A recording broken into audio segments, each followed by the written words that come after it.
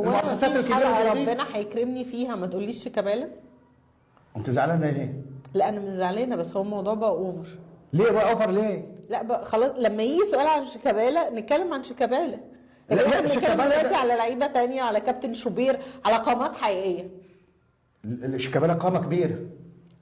بالنسبه لحضرتك. لا، بالنسبه لمصر كلها شيكابالا اسطوره. سيبك من الاسطورات المزيفه اللي عندكم، الاساطير المزيفه اللي عندكم. شيكابالا كابتن اسطوره. انا من ساعه ما بدانا اعمل البرنامج بص وانا مش عايزه يا رباب، اقول لك يا رباب، يعني لو لو سمحت فعلا من لما تتكلمي على شيكابالا تقومي تقفي.